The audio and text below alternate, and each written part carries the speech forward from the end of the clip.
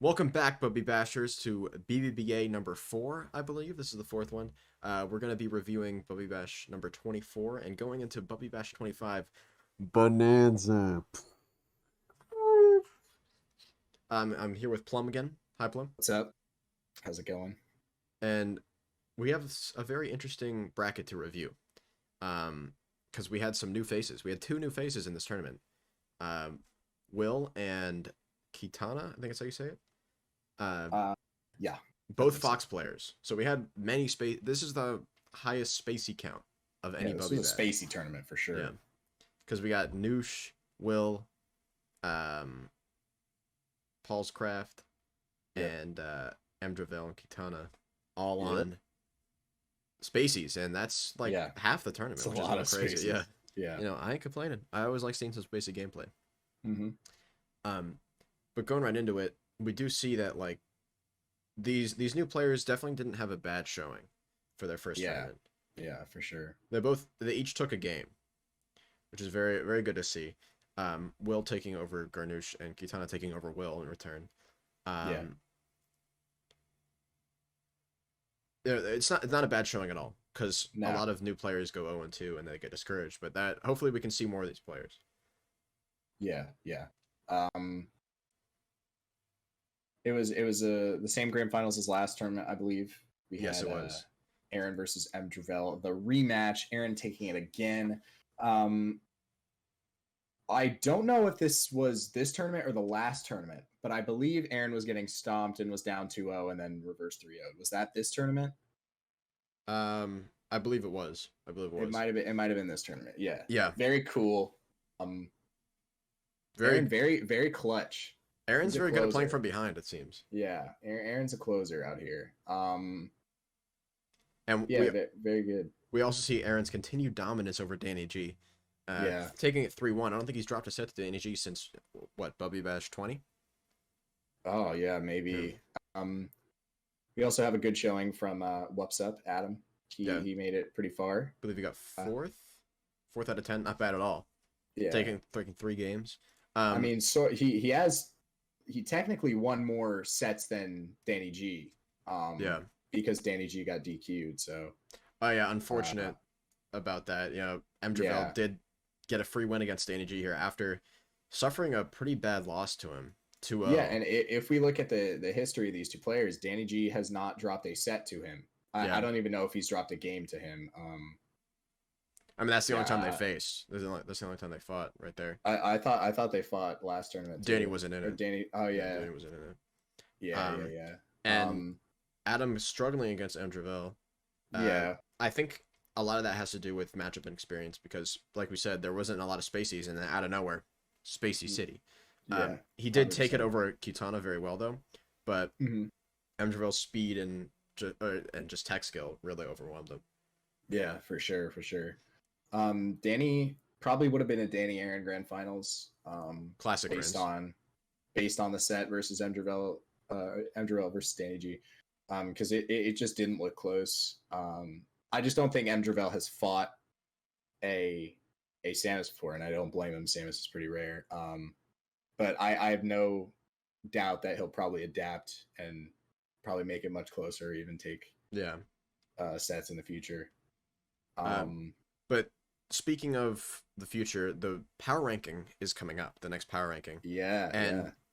We'll discuss this further when we get to Bubbie Bash 25. But it's really looking like Aaron's going to be number 1.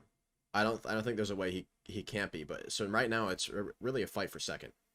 And I think the main players in contention for that are going to be Danny G, Mdravel, and Adam. I think those are the I honestly don't know which way it's going to go.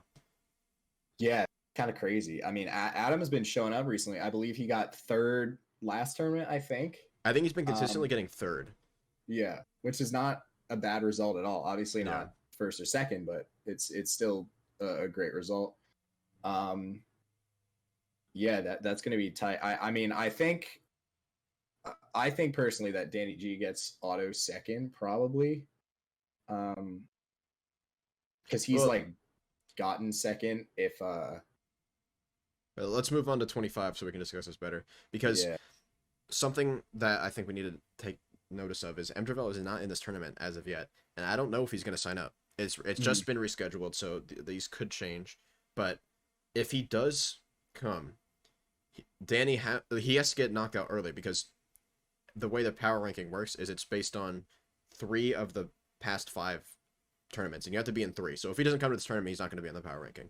But he's gotten second in the 2 tournaments he's been in. Yeah, really good. So if he gets second, that's a free second place.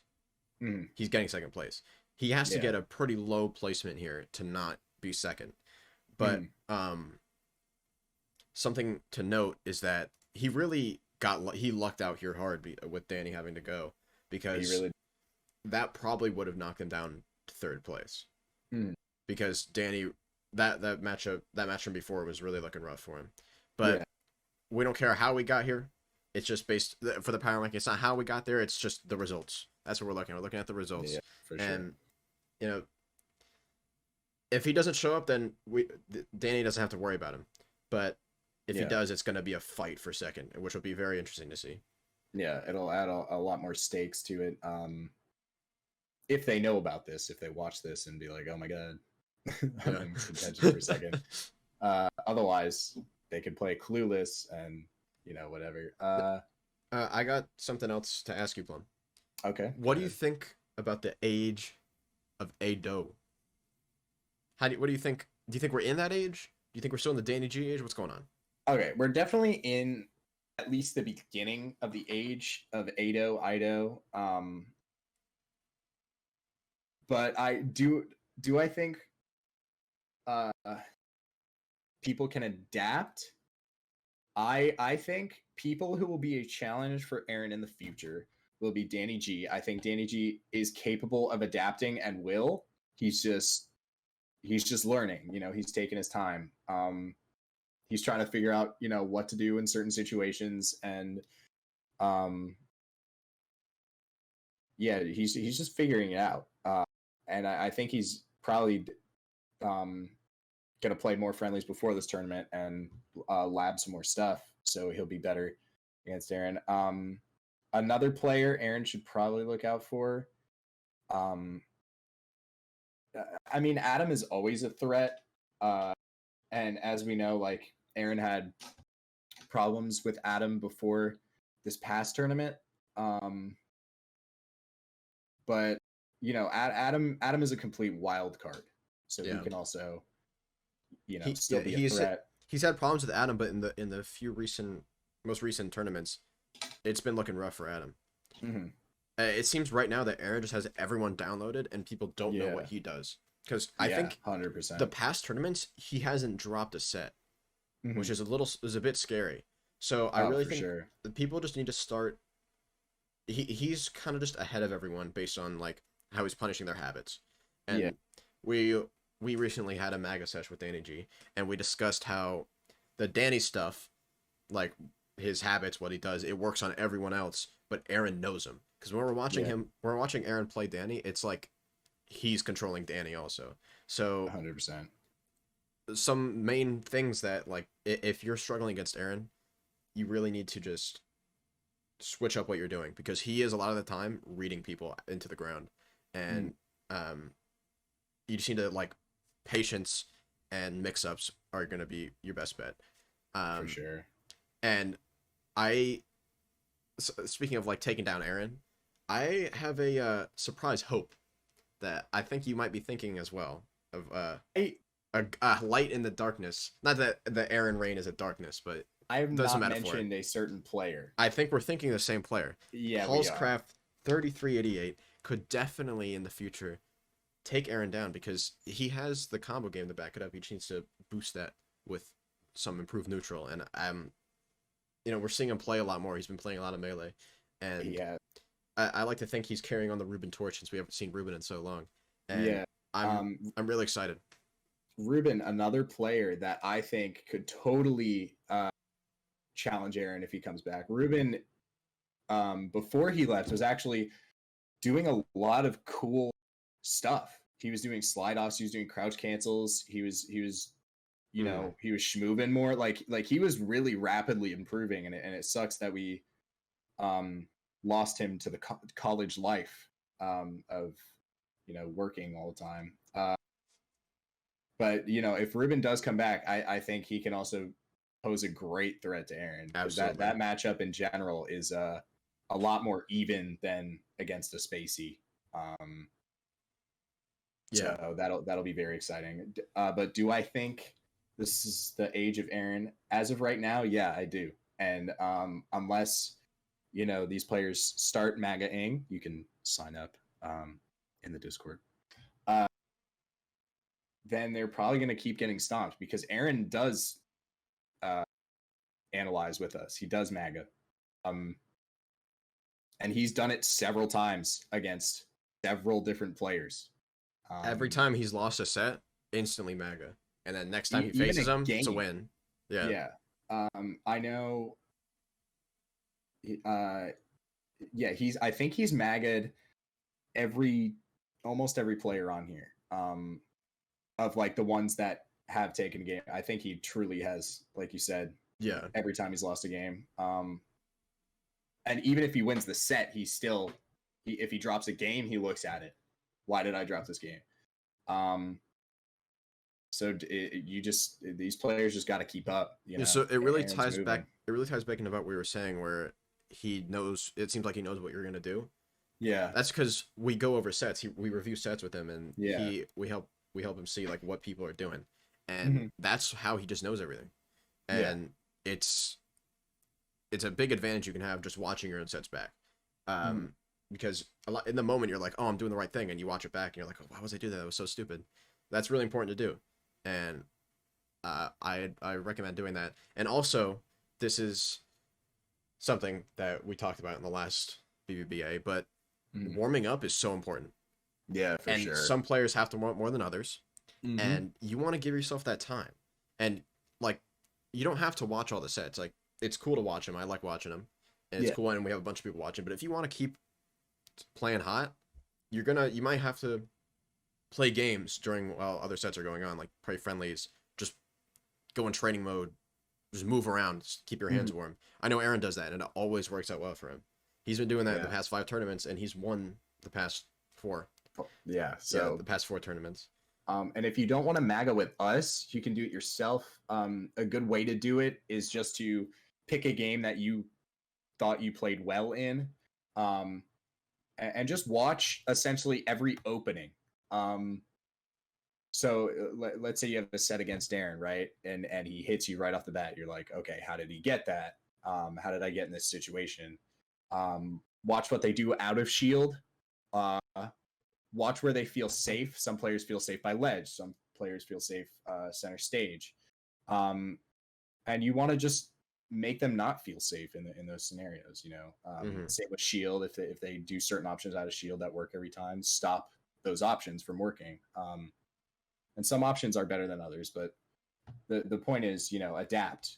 Watch what the player's doing and challenge it. Challenge it safely. You can even challenge it in a risky way if you're feeling sick AF. So just watch the sets. It does help. And I think before we move on to the interview with a very special guest, we got to name our player of the week. Oh. And for this week, I'm thinking Whoops Up again. Yeah, I think so too. I think he did have a really good showing in this tournament, falling to the second place finisher, which isn't a bad thing at all.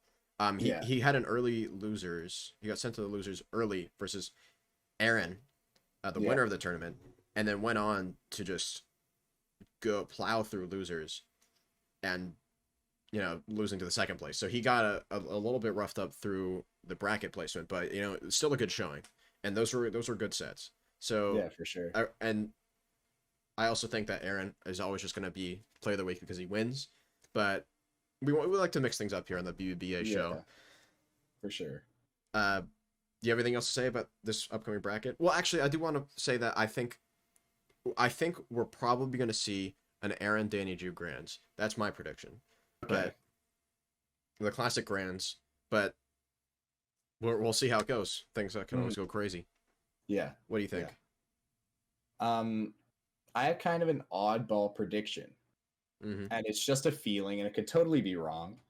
I think we're gonna see Ben Aaron Grands. Ooh, all right. And I don't really know why. I just looked at the bracket and I was like, Ben. That'll certainly be interesting. Yeah. So if that, again, if Ben, plays out his mind, he can always take it. He's got to warm up.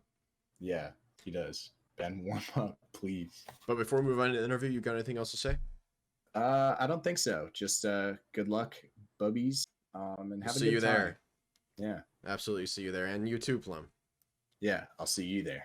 And moving on to the interview with Paulscraft3388. Oh, yeah. Welcome back, Bubbie Bashers. We got a sick interview coming in with Paulscraft3388, Falco extraordinaire. How you doing today, Paulscraft? Yeah. I'm doing all right, could be better, could be worse. Big chillin', really. And average chill day. How are you feeling about this tournament coming up? You know what? I'm really excited. I can't lie. I couldn't be more excited. Why is that? I get to play Melee. True. That's a true feeling. What more could I want? Yeah, that's very true. So let's take a bit of a deep dive into your history. Before Bubbie Bash 20, you were like kind of inconsistent, and then obviously the famous Paulscraft Bubbie Bash 20 run that you did, and it seems like ever since then you've just been way more consistent and just have been getting better and better. So my question is, like, what, without revealing too much, if it gives away your play style, what changed from that tournament that you were like, okay, like, did something click, or it just kind of luckily fell into place that you were killing it? I'd say for that tournament specifically, obviously, it's hard to deny. I had a pretty good bracket from me personally, so luck was definitely a factor. But I think also, to quote my good friend Danicus G, it really is all about mentality. I got over the tournament mindset of, oh shit, it's tournament. I'm gonna choke, to, who cares? We got this. True. And, it really has changed, Yeah. I think that shows too. You play exactly like you do in friendlies, which not everyone can say. Which is just sick. You just lay it all out on the line. I mean, hey, if you don't lay it all, if you don't if you don't lay it all out there, then what's the point? True. Life lessons. Yeah, so deep. And how do you feel about your chances in the future, but like going up the power rankings, taking down some of the top people? I feel like my biggest problem is that, this upcoming one, at least at the moment, I'm seated against Aaron. This will be my first time playing him since my first ever tournament. Danny G, I only first played it Bubbie Bash 20. So I don't really have many of the experience against these top ranked players. So I feel like the more and more I get to play against them, the further I get into bracket because of my performances doing well, the better I'll learn those matchups, and the better I'll even further become. Well, so for this tournament, I think you were looking at an old bracket, because I think now you're seated against Brooke for the first match. That's fine. But there, that is still a valid point about lack of like experience against him. You'll still definitely meet them in bracket. If you win your sets, for sure, you'll easily fight Aaron or Danny. Yeah, because it looks like, just going from memory, you fight Brooke, and then you would fight either Taylor or D'Angelo, and then you'd probably fight Adam after that. If Adam wins, I forget who Adam's fighting. Adam's fighting Ben, I think. Ben. So you'd fight, yeah. No, he's fighting Aaron. Yeah. So, and you should be able to get there. No. So you're gonna encounter Aaron soon, and we were actually talking about this. We were like, you have not fought Aaron a lot. So I think Grayson both think that you have like a good chance with how fast you're improving and Aaron's lack of experience with you as a player to take a game or the set, you know. Yeah, no, I was actually just talking about this with Adam. We were just doing some friendlies, some warming up, and I think when we like the few times we played at friendlies, it's usually like 33-66 to him. So maybe he was like one out of every 3 matches. Then again, that was also like a while ago. So I actually haven't played Aaron in quite a while. So yeah, it'll be interesting to see how that ratio changes. Yeah, for sure. And Aaron also hasn't fought a lot of Falco. I don't think like, he's fought me a lot. Right. But that's drastically different. So it's going to be cool to see how he deals with a Falco more his level versus like even a Fox like M. Travel, which he seems pretty comfortable with, but he seems a lot less comfortable with Falco since he hasn't fought him as much.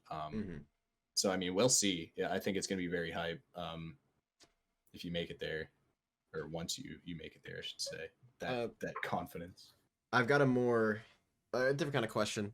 We were discussing this a little bit in the BBBA before, but you know, as a wanker, do you feel like you're carrying the torch as the leader? Do you feel like you're carrying the torch for the lack of Ruben? And we're all saddened by the lack of Ruben. Of course, yeah. No, the lack of Ruben has really been devastating for the wanker image as a whole. Losing a vital member, you know. I mean, at his prime when he was able to play, he was what, 3rd? Yeah, I think on the PR. So, you know, I feel like, you know, me being that consistent 5th is helpful. You know, because that consistency, right? Yeah. It means that if people go above me, it's always good, right?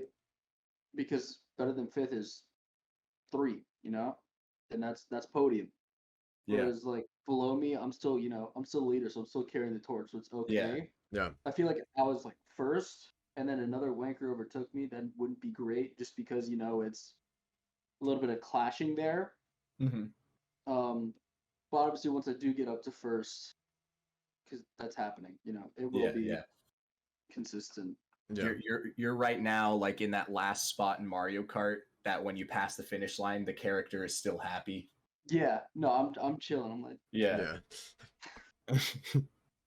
Great analogy. So I think that's all I have. That's all I have as well. Thank you for your time. Excited to watch. Yeah, no problem. Thank you for giving us your wise words, Paulscraft. Some great words to live by, and I'm very excited to see where you go in the future and in this tournament. Look at this position. Thanks. Bye. Bye.